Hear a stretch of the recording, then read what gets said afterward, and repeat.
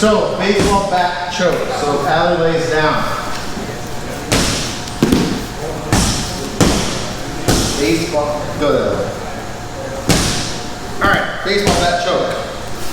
I'm trying to get one arm under her neck, one arm in front of her neck, and I'm trying to chop them together. Okay? I'm trying to chop her neck up, okay? Hand placement for baseball bat chokes. You can do S grip, you can do cable grip. I like S gripping because you're able to manipulate your wrists more. I have bad grips. I've broken both of these bad boys. So it's easier for me to use my hands around that S grip. So I'm not saying S grip is the end all be all. S grip, good for me, it might be bad for you. Okay? So try it with both. Alright? What I'm doing here is I'm getting one hand here and look at my S grip. Come over here guys so you can see. Like on this side.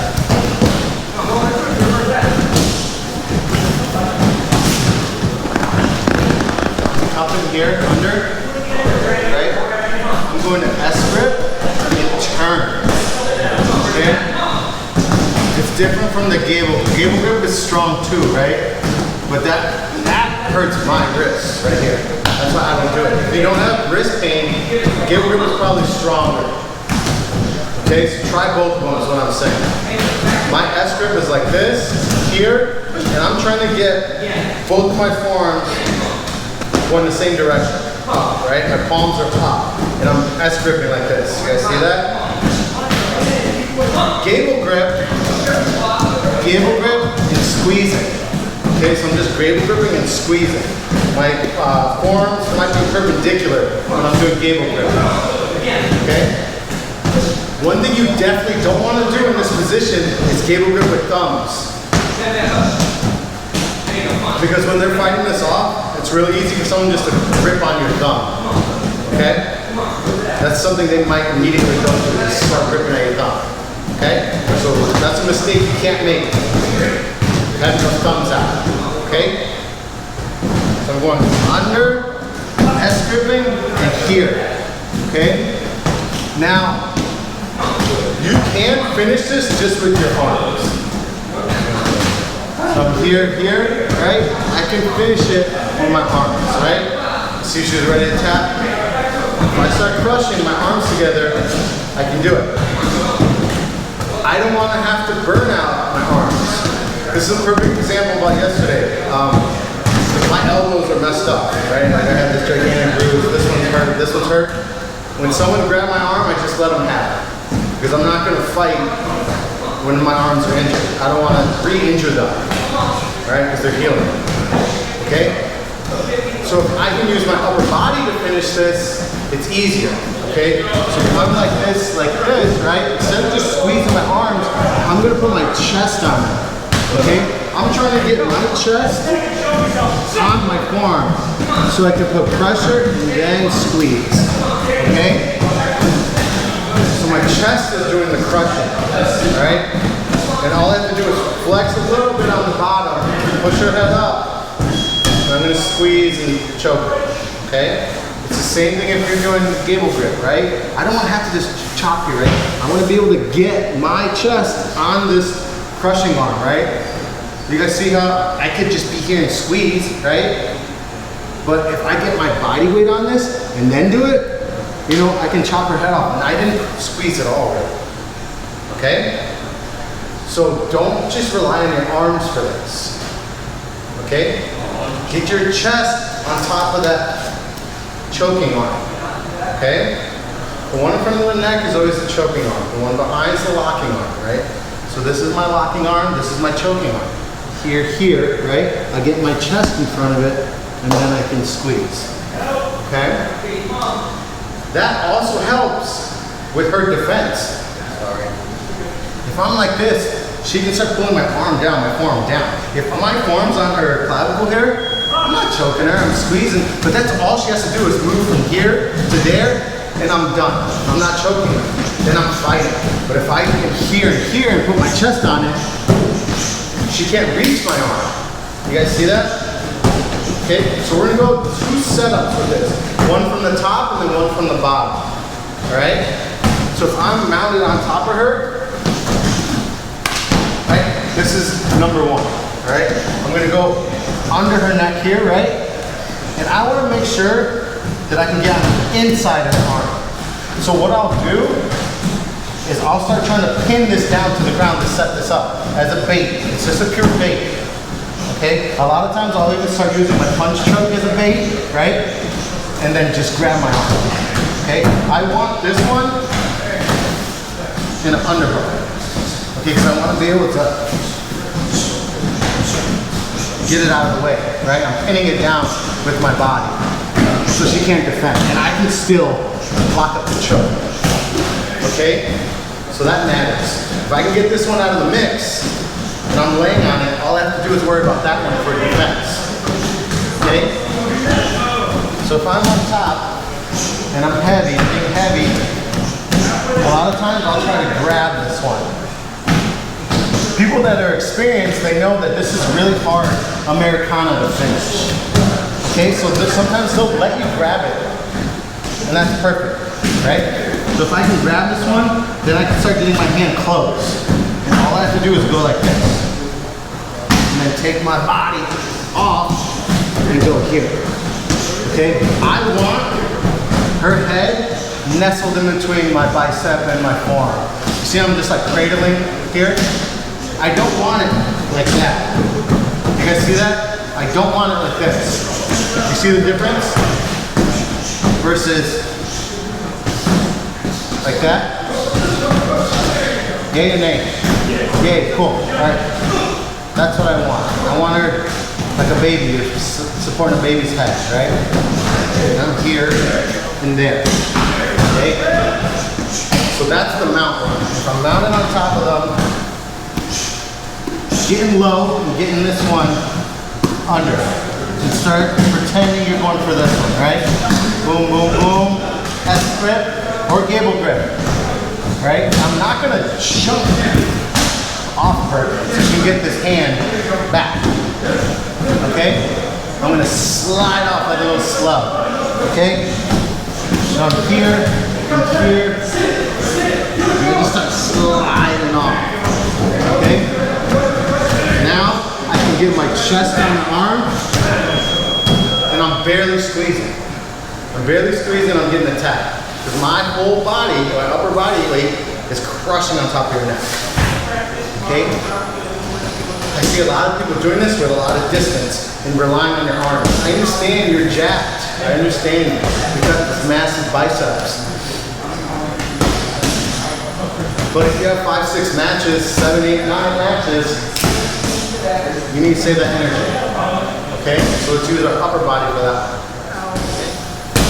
Full guard. I like to let them pass, okay? I let them pass.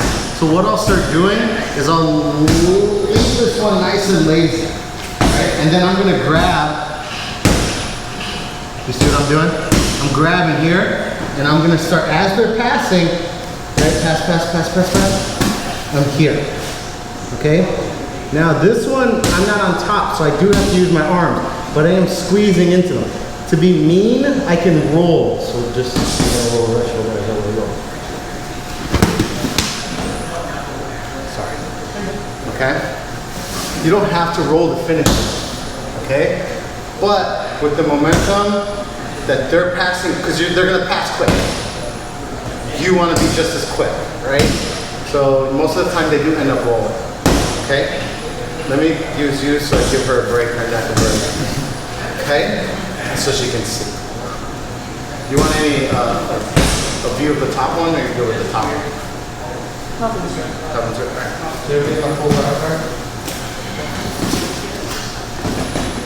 And I just get lazy, okay? I know that I want him passing here, right? So I'll start dropping that, okay? Don't just be completely lazy and just make him work for it. Don't just be like, oh, because he might be too fast for you, and you might not catch it. So you have to give them a little, you have to sell it. You have to sell it, is what I'm saying, right? So don't just drop completely, right? And as you're going, right, you have to collar tie here, he starts passing. When he's doing that, I'm here, okay? I don't want to try to finish from here. Since I have some leverage here, I'm just gonna roll. Okay, you see how I get my chest on my arm? We good? Yeah. All right, that's the proper way to finish a baseball bat choke. All right, so we're here. You definitely want to be on the inside. Just like if I was mounted on top of him, I want to be on the inside, right? So if his hands are here, I just can't be here. Because if he pass, you see how he can just frame this arm off and push his arm off that way. Okay? So you have to be on the inside of that. And you don't want to try to get on the inside while he's passing. Be on the inside before you let him start passing. Okay? They get so amped that they're passing that they'll forget about the collar tie on their head. A lot of times as well, as they're passing and you have a collar tie, you are giving them the underhook, which is what people look for to the passing, for head and arm control. So they won't even bother with this collar tie most of the time because you're giving them the underhook, okay? So that's another thing to sell it, okay? When I'm on the inside, here I drop and I get my hands together, okay? He passes, I'm like this. Right here, I don't know if I could finish him from here. I'm squeezing it, right? But it hurt, yeah. So I will want to roll with him and then get my chest over that choking mark. Some people will tap immediately. You'll get a lot of panic taps. Okay, you'll get a lot of panic taps. Okay, now we will go invisible collar. What I want to finish with is just the omoplata. Just working the omoplata entry, okay? After the omoplata entry, then we'll go over invisible collar, okay? So here, tap into my full guard. Go. Hands here, right? Rainbow, posture, switching the hips. This key, guys, remember, switching those hips. You don't want to do it from your back, right? Switching hips, hand here, having it ready, catch, and hug, right? We go straight to the meat hook, right? Last time, or yesterday, we went over that hook, right? Into the sweep. What we're going to do is go omoplata. So I'm going to open up the shoulder, clear the neck, right? And remember, we had two options to bring the leg over, right? We had just flip it, right? Or kung fu move it, which is I grab here, watch the hair, sorry, shit, and push it, right? Whichever one you want to do it, okay? But you're pushing it under their chin, right?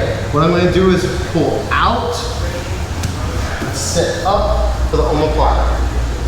So you can use rubber guard to go to the omoplata. When we're going omoplata, remember you want this near side leg, making a figure four, right? So this is the four, just straight, right? Finish an omoplata, we just lean forward, right? Another one we can do is, or keep it around, how was that? Okay, so wrist lock, right? Or push forward. Alright, cool. Let's go back and do that once more, please. Here,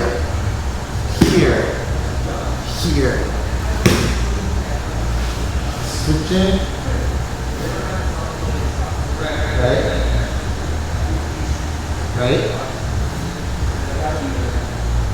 right, keeping that active. I'm going to open up my shoulder, back, clear the neck, watch the hair. This time, I'm just going to pull and put under. When I'm going to go for the omoplata, I'm going to take my back backwards. Set up. Okay? Cool? I'm in the omoplata. What I want you doing from here is just let your partner roll out of it. Just so your partner gets reps. Now remember, chill, chill, chill. When you're rolling out of this, get your head out of the way, roll over that inside shoulder, okay? And just let your partner get around, just so they work on that muscle memory. Anytime someone puts in an Oma, you just immediately roll, okay? So let your partner get that defensive round. All right, so now we're just gonna add the zombie option to it. Rainbow works, right? But what if they know what rubber guard is and they won't let you rainbow their arms to the mat, right? So,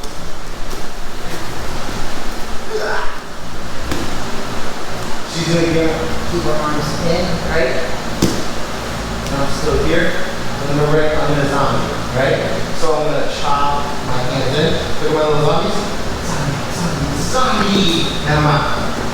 Okay? I can't fucking do Omoplata. This fucking arm's not on the mat, right? If her arm was in, and I fucking do that, it doesn't work. So you have to zombie, you have to make sure that hand is on the mat.